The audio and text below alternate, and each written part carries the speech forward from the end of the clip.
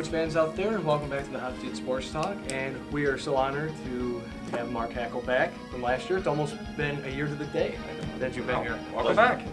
Guys, when you guys ready for Final Four action, I'm back. Oh yeah, we're ready. Oh yeah. Everybody talks about Super Bowls and everything else, but Final Four, I'll tell you, you can't beat that March Madness. So I'm excited. Oh yeah, that's awesome. So let's get into a discussion board here. Let's first off the NBA, just one quick topic. Are you all in on the Pistons run, and how long will this run last? It's tough. I mean, we look good. We're a 6th seed right now. We have about 15 games left, right? I would say 15, 20. 15, 20. Yeah, so it looks pretty good. It's as long as they keep a run like this going and they can't just go on a dry spell. If No. they go on a dry spell and other teams below us start coming up, like the Magic, for instance, are coming out of nowhere now. So we just gotta watch out for other teams, just stay consistent, and we'll make the playoffs. Finally. Yeah, it's been 3 years. I know, it's been a while. It's been a long time. So, what do you think? I'm happy for him, but I don't think it's going to last. Oh. That's all right, guys. Hey, Hey. you know, spoiler. Hey. I get it. All right. So, One of your favorite sports, football. Let's get into that a little bit. Cardinals, Raiders, and Broncos are top 3 contenders in Antonio Brown. Where do you think he's going to go? I'm gonna take a wild guess here. I think he's either gonna go to the Cardinals or the Broncos. I just don't think he fits in with the Raiders. Really? Yeah, the coach. I just don't think. Gruden. Yeah, he doesn't fit with Gruden. I just think there's gonna be a mix of personality there. So. Yeah, I really hope he goes to the Broncos. That'll make Denver's offense great again. After losing 2 great receivers. Is Emmanuel Sanders, is he Yeah, still? he's still with them. Okay. So they'll be together again. Oh, that's good. Yeah. Yeah, that'd be great. Yeah, I think it's a better fit. So I just don't think he and Gruden are going to get along very well. Gruden's got a very strong personality, and And AB has his own. Yeah. Right, it just goes off. So yeah, I don't think he can handle his temper. So valid point. So now, from one steal to the other, where should Le'Veon Bell go? Because he can go wherever he wants. I mean, you brought up a very good point about the Indianapolis Colts, I believe, a show or two ago. Last week, yeah. That was a really good point. I agree with you, basically. I think he could fit in well with that offense. With Andrew Luck, with their defense starting to come back up into play now, I think they could be a good team in the future to maybe make playoffs again. I'm definitely with that. I agree with the Colts, but I'm still going to stick with my feeling that wherever Antonio goes, Le'Veon's going to try to follow. you think so, eh? Huh. You think it's going to be kind of a package deal there? Yeah. Do you really? Okay. That's interesting. Yeah, I'd go with the Colts. I mean, I think it's a good thing. Andrew Luck was having a rough time there. He kind of went through a little bit of a downturn. You were kind of wondering about him, a little bit worried, but he's kind of coming back, and I think he's going to do well. I think it would be a great addition, for their team. So I got to believe they're going to be looking for him. All right. So now going from Le'Veon Bell to the Lions, we wanted to ask you, who do you think, or what positions do the Lions take at number 8 this year? Everybody keeps talking about the running backs and the wide receivers and even possibly a quarterback, but I think reality is they need either a defensive lineman or an offensive lineman. They got to get a little bit stronger up front. To protect Stafford, yeah. That's, I mean, we've you always talked need about defensive before, linemen, yeah.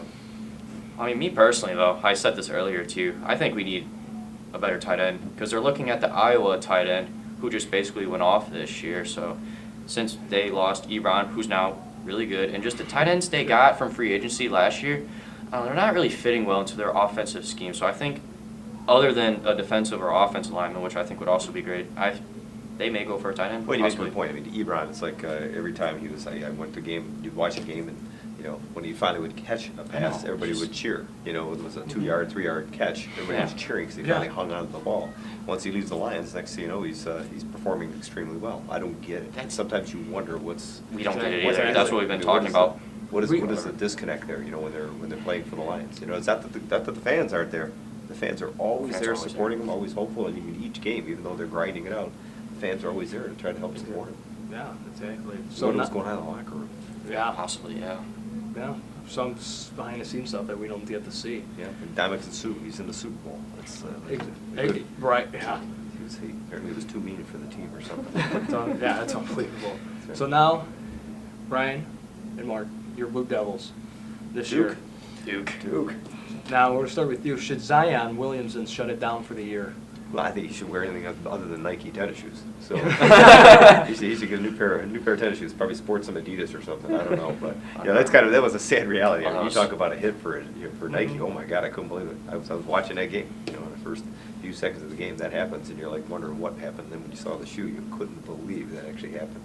Set Nike back. But with that being said, he's going to be back, and you know, they're playing rather well, even without him. I mean, let's face it, he is a superstar. That is Even better than they already are. He's amazing. And he's just an amazing player. So, you know, the talent they have on that team, the coaching, which I've seen, you know, unarguably, he's one of the best coaches ever. You know, and their experience at going to the Final Four. So I think they're the team to beat. Yeah. What do you think? Should Zion shut it down? Personally, like I said before, I think he just has that mentality about him. He always wants to play. He always wants to be on the court, always make his team better. I don't think he'll shut it down.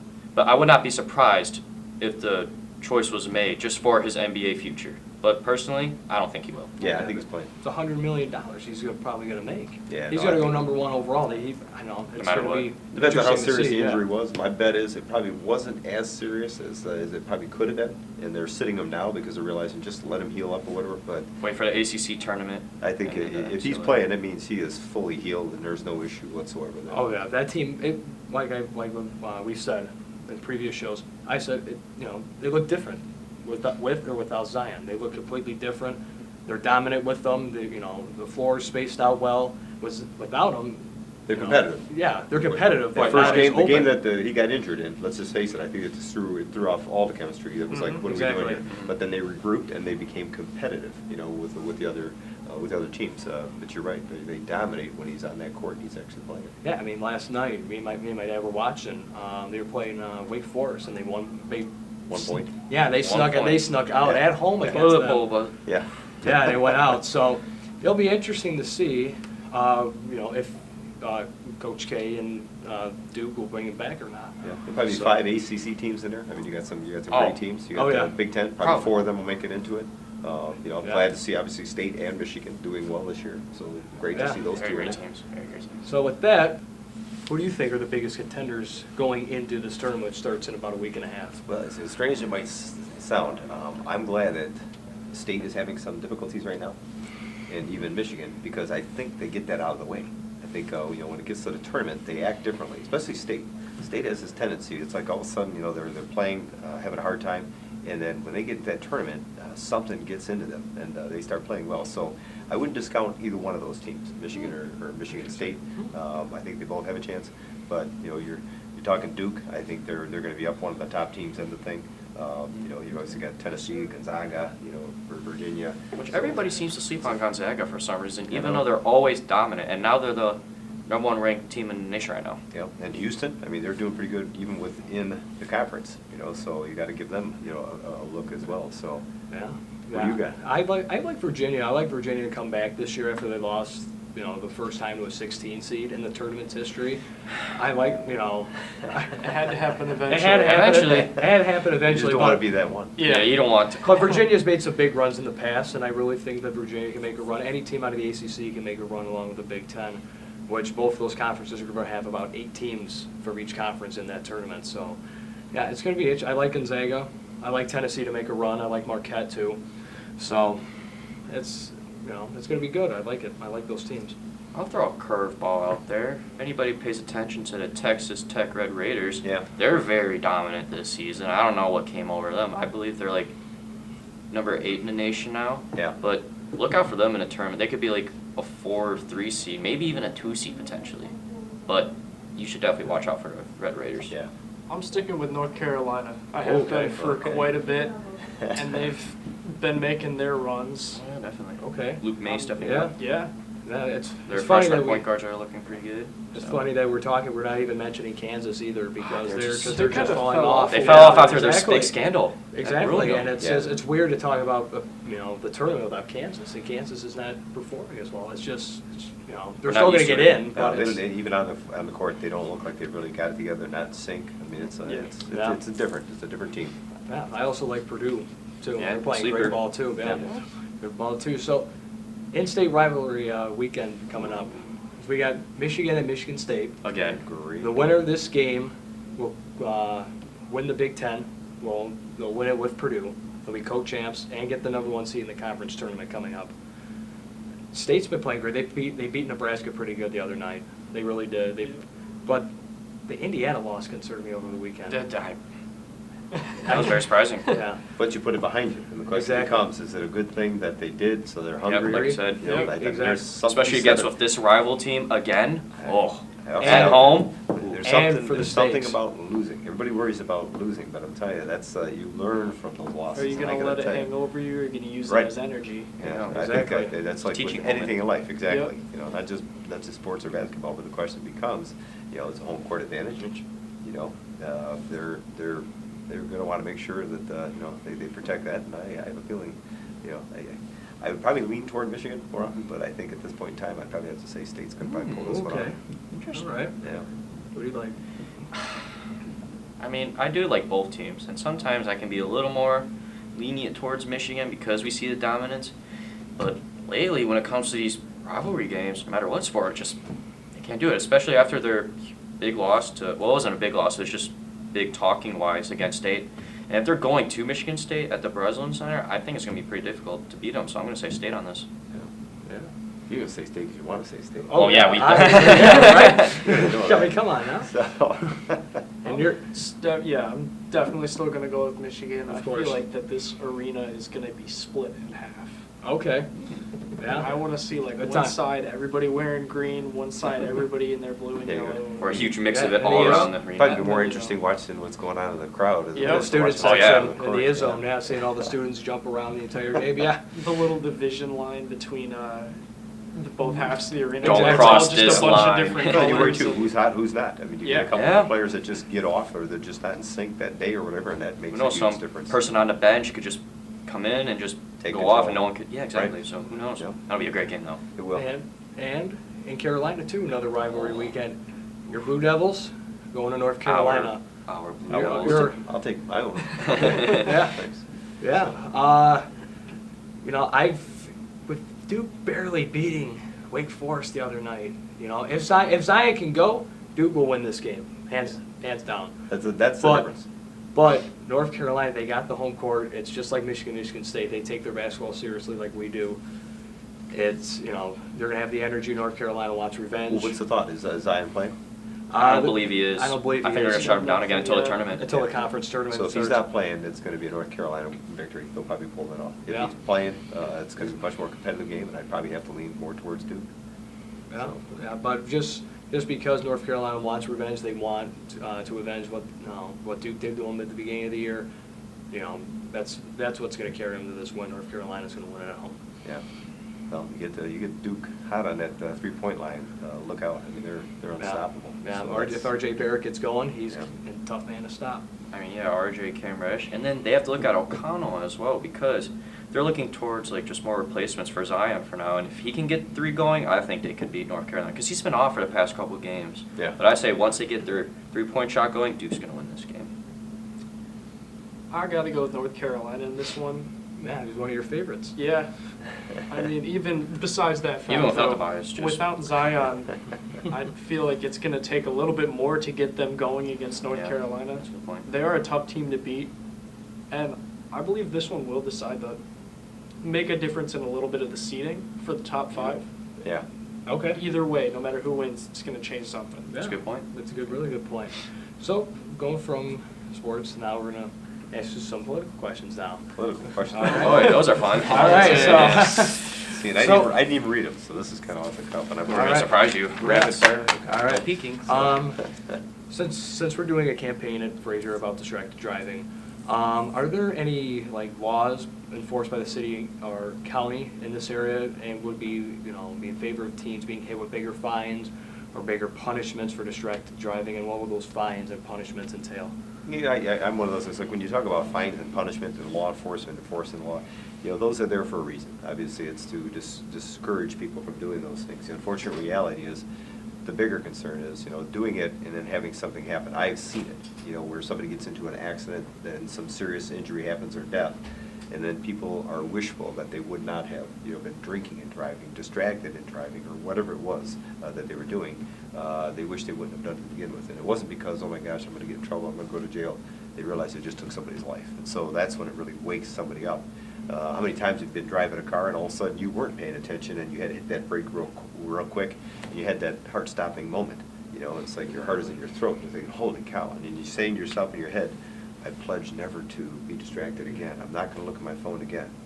And then probably 30 seconds later, you're looking at your phone again or you're texting somebody. You tend to forget that experience, you know. So, you know, I tend to look at fines and punishments. It's not why law enforcement is out there trying to stop people. I think it's more that educational piece. You know, this does cause harmful situations, and so you would just wish people would pay more attention to it for that reason, as opposed to worrying about getting a ticket and being fined.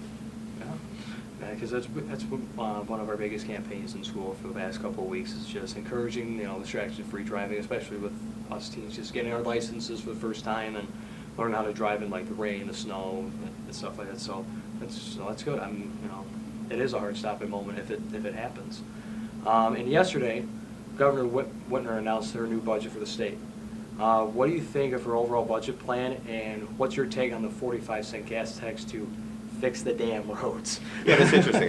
The terminology about fix the damn roads, I mean, when they talk about fixing the roads, that's not the problem, because we can fix any road in the state of Michigan. I'll use Macomb County as an example. If we have the funding, it's fixing the funding. And so what you've got right now, you've got a legislature that will continuously talk about what needs to be done. We need to change Act 51 so that more of the revenue that is going to Lansing comes back to the area where it was generated from. They'll talk about, you know, weights of vehicles. They'll talk about, you know, what we need to do with restructuring the gas tax so that what we are paying at the pump goes directly to the roads. They'll continue to talk about this and say that these are things we should be doing. They've been talking about this for decades, so they're going to have to do something as opposed to continuing to talk about it, because that's their responsibility as a legislature, is to fix that problem. But it doesn't seem that there's the political will or courage to do that. So fortunately, at least the governor's forcing the conversation by saying, if you're unwilling to make this happen, the only suggestion I have is to raise gas tax to get the money, because the argument no longer is there more money needed to fix roads? Everybody agrees that there's no question. They have defunded roads and roads are underfunded, and that's the only way to fix the damn roads, is to fund them appropriately. So with that being said, I think what she's trying to do is force the legislative branch into doing what they're supposed to be doing, is finding the solution and at least agreeing upon one. But that hasn't happened for decades, and I think that's what's lost in the conversation with the public. They just don't get it. They will hear a legislator come up to them and say, you know, Act 51 is terrible. You know, most of our money don't go there. And then, you know, the person asks the question goes, oh, wow, that's terrible. Yeah, we should fix that. That's what you hired that legislature to do, to figure that problem out, not continuously, you know, I guess highlight the problem. You know, that's in my opinion, irresponsible. Now, I'm not gonna lie to you. I didn't really look at or read the whole budget plan, but I did see that the high rate of car insurance in Michigan, it wasn't addressed. Do you personally know if it was addressed? And if it was, how are we gonna be able to lower those high rate on insurance? And do you think this will affect our parents in the near future? Yeah, that's not a budgetary issue, that's a legislative issue. The legislature needs to change what we're doing as far as our auto insurance, and they can do that. They just haven't done that. So once again, there are a lot of problems that are out there that haven't been resolved as a result of inaction by the legislature. Sometimes it's because special interest gets to some of these legislatures. Sometimes it's because they live in different parts of the state that aren't impacted by some of these things. I'll go back to roads just for a moment. Up in the northern part of the state, the roads aren't as bad as they are here. They don't want to change Act 51. And there are more legislators in areas where there's not as problematic issues with roads, so they're not willing to change Act 51. So it doesn't give our legislators here the chance to just sit back and say, well, they won't change it, so we can't do anything. They still got to figure out how to fix the problem. But when you talk about the auto insurance, no question about it. It's a very controversial, very intricate concern as to, you know, it doesn't just mean they just cut rates. There's so much more that's at stake here when you talk about changing the rates, to talking about catastrophic injuries and the money that's put into the catastrophic claims, what they're going to be doing as far as, like, you know, how long they can allow for a certain reduction depending on area or zip code where you're at, and then after 5 years, can they then raise them again? So there's a lot of questions that come into play, but this is a legislative issue where they've got to come together and try to figure out what is the best solution, because auto rates are outrageous. I mean, they're terrible. If you think they're bad here, look at the city of Detroit. Yep. They're ridiculous. And for kids driving now, Possible. I mean, I can't even believe Teenagers it. now. That's I mean, college too. Yeah, Exactly. my nephew and Nick, and I call him a nephew, young kid that I know, he goes to Lance Cruise. I'm looking at the insurance that I have to pay for a car, and it's like, it take your breath away. It is the most Mhm. incredible thing that I've ever seen, is how did it get to this point? So you're absolutely right, it has to be resolved, but it's gonna take legislative action, and unfortunately, we've seen a lot of inaction when it comes to addressing those issues that I think are more prominent in the minds of the public right now. On a national scale, with the whole government shutdown and everything, what do you think Trump is doing right now? I don't think anybody knows what Trump is doing right now. You know, it's like one of those things. I mean, he is who he is, and he's going to continue doing what he wants to do. You know, and so, you know, with that, the unfortunate reality is it becomes a partisan divide. You know, there's the far right and the far left that just continue to try to figure out how they fight with one another, and then they try to drag in those that are considered a Democrat into that far left, or a Republican into the far right.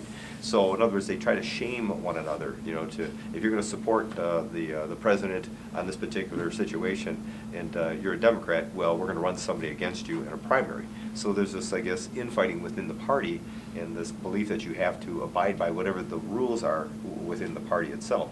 And that's exactly what happens even in Lansing. You got a governor who's now going in, she's a Democrat.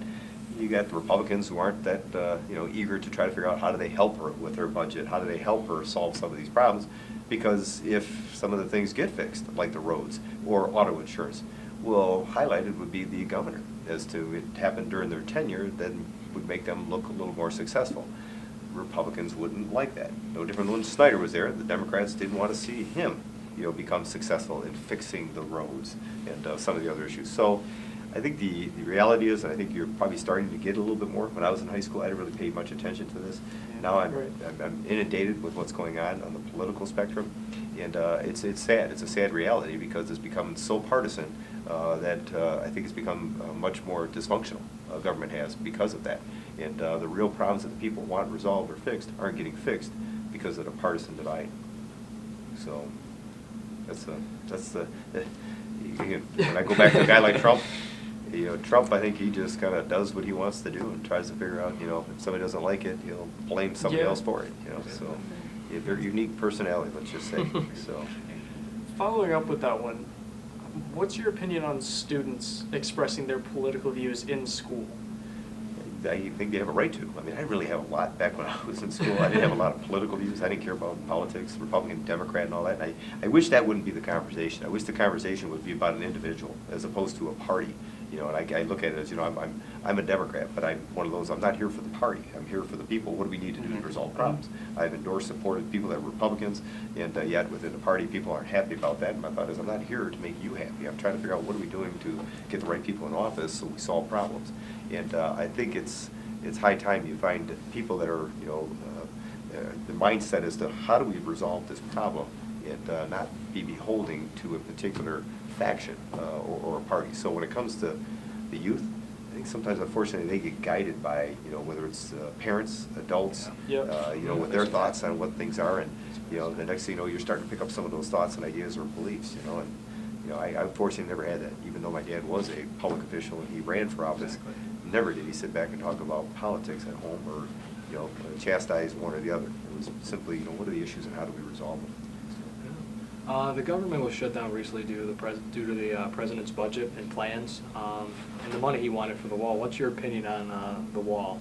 Yeah, I'm not big on the wall. I mean, that's like there's a lot of other security things we can do. I think now it's become an attitudinal thing. I think what you got is, I said we're going to build this wall, but again, when you said you was going to build a wall, it was going to be, another country paying for it. That's what was supposed to have happened to begin with. That didn't happen. Now we're making excuses for it. So the question becomes, this is now what we're fighting over, bickering over, is money for a wall. It's like, you got to be kidding me. This is the most ridiculous thing. It's shutting government down, to that extent, makes absolutely no sense. I liken what just happened here, in the state where we had a problem with our, the temperatures and the weather that we had. There were some governments that shut down because it was too cold. I mean, I never understood that. State government shut down, it was too cold. I think we don't shut down government because it's too cold. Schools, I understand. It's like bus stops and trying to get kids to and from, and the safety issue. But for government, we're there to try to figure out how to solve problems, especially when there's the worst of times. So we didn't shut down. I mean, that wasn't our responsibility, because I don't understand why a government would shut down. We're here to try to figure out how do we solve problems on behalf of the people. And especially shutting down because you're not getting your way. I mean, that's just the most ridiculous That's just causing thing. another problem right there. That's just, I mean, that's beyond childish behavior. I mean, that's something that I shake my head over. I don't Wow. get it. Now, looking at the Democratic Party, they have announced a plan called the New Green Deal. What is your view on the Green Deal, and do you think it could be implemented or accomplished? Again, that goes back to, I think, a extreme position on one side of the, one part of the party. And so now what you're trying to figure out in the Democratic Party is how do they get everybody else to support that, how they, come along with it. I'm one of those that's, let's talk about what is the issue, and let's resolve that particular issue, rather than the Green Deal. Everything for everyone is not my style. I'm a fiscally conservative, I guess, if you will, Democrat. And so when it comes to whatever that deal is that they're referring to, what is the cost of this? What is the expense that we're going to be paying as a society and as people? I'm just not I don't just say, okay, the party is supporting this, so I got to support this as well. Not the case. Let's talk about each and every issue that you're referring to, and then try to figure out whether or not it's a responsible thing to do. Now, what you just said, like, coming off of what you said about each issue, the New Green Deal, it could possibly suggest Medicare for all. Do you think that this could happen? Like what you just said, everything for everyone. Do you think this could happen on like a state or national level, Medicare for all? Again, I'm not adept enough to understand the federal budget to truly understand what the cost would be and what the impact would be on other areas of the budget, or if it means we got to add more money to the budget. Where is that coming from? And again, there's a lot more that comes into play as far as like how does this impact people's current policies they may have, insurances. What does it do for business? There's a lot of things that come into play with this, other than just saying, what, it would be great if everybody got free medical coverage. Well, yeah, that would be a wonderful thing. No one's looking at the work it takes for that to happen. And not only that, is there going to be an impact on a negative side of that as well? Yeah. Before Eric asks you, I wanted to ask you, because I asked you this last year when you were on. Now that the election is over and you guys are starting to see who's in office and what they're doing, are you still considering running for governor of the state of Michigan? Yeah, you got a governor that's going to be in there for 4 more years, and so I'm not thinking about it. It's not something that's on my mind. I got a job to do, and I enjoy my job. So with that being said, I don't look at, oh my God, okay, in 4 more years, should I think about running for governor? That's not the case, and more likely the governor that's in will probably get reelected unless they really do something, that's really horrific in the minds of the people. Yep.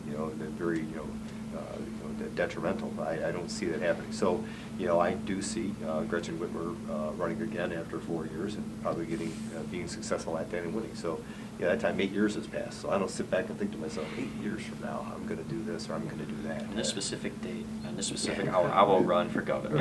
It's like 8 years from now where you may have an idea what you might want to be doing, but we don't know. You don't really know. Exactly. It's like it's kind of it's a far off consideration for me. Exactly. With our final question, do you know anything that's coming up for the county, like new entertainment, businesses, anything small or big? When you say small or big, I mean the big stuff that's happening here right now is the investment that we're seeing with the automakers. I mean that's a huge advantage to us.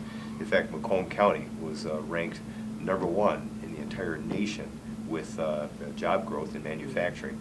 That's important because most people think manufacturing is this blue collar working inside of a factory type of job. That's not what's happening. General Motors is adding more staff over there that are engineering jobs.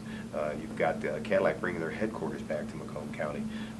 Dodge, or Chrysler FCA decided they're going to be adding to a plant over there in the city of Warren, bringing in another 1,600 jobs. So there's a lot of growth in Macomb County for job opportunities. So I tend to look at it as when you talk about entertainment, there's things that are going on with Freedom Hill, the Jimmy John's baseball park. They're talking about Barrymore's adding if you will, what do they call that? Ferris wheel is coming too. I mean, there's a lot of things that are going on. We're going to be adding from the zoo, this nature center, about a $20 million nature center. So the zoo is going to be bringing. Wow. We're in talks as to the location of that. It will be coming. It's going to be pretty exciting, asset for Macomb County. But again, I look at it as there are so many job opportunities out there. And for anyone who's listening, whether it happens to be, some kid at home or a parent out there, whatever, right now we are probably in the best of times Macomb County's ever seen. Our unemployment is extremely low. We're almost at historic highs with people in the workforce, our workforce numbers, yet there's still 17,000 jobs across all industry spectrums right now that are available. So there are jobs out there that are available for people. And if they're looking for those connections or opportunities, they can go to macombusiness.org. Which is a great opportunity for them to seek the employment opportunities that are out there, and for the employers to seek as well. So even people that are out there running a business are looking for talent, they too should take a look at macombusiness.org and see if they can help make that connection for job opportunities. Wow, that's great. I would want to check that out. Yeah, that's great. Sounds like a And college. for entertainment too. We Yep. can't wait for it. 17,000 jobs right now. That's crazy. fantastic. It is. That's awesome. Yep. That's awesome to hear. Well, that's all we got. And Mark, we appreciate you coming in again. Thank you so much. You bet, guys. And Anytime. we loved having you here twice, so it was great. And apologies to Sam Mark back there. We ran out of time again, so Good luck with your brackets, guys. yeah. Thank you. Yeah. Oh, I definitely. Hope they don't get blown up like last year right away. Oh, Round, man, first round. Yeah, Oh, boy. 16 seed, boom, there But it But I goes. didn't feel alone. There you go. Yeah, it's the whole country just boom, there goes the bracket. Felt bad, but it was okay. It was It was okay. shared in the dilemma. It was something to be a part of, something to live Exactly, for. exactly. And please join us next week as we have Naval Academy kicker Cameron Shook's going to be joining us next week, so that's going to be fun for us. Very good. And Mark, we appreciate it again. Thanks, guys. So Good to see you, man. Great to see you. You too, man. You too. Good luck, guys. Good luck. And we'll be back next week. And as always, keep it fresh. What's going on, Frazier High? It's Darian Harris, former Michigan State and Cincinnati Bengal linebacker. Heard from Aron you guys are doing a campaign on distracted driving. And first I wanted to say I think that's phenomenal. I think it's great that you guys are valuing your safety and the safety of others. Wanted to remind you guys to put the phones down while you guys are driving. The texts can wait, the calls can wait. Make sure you're understanding that doing that keeps you and everybody else safe. Really appreciate again that you all are doing this. You guys are becoming leaders in your community, and that's fantastic.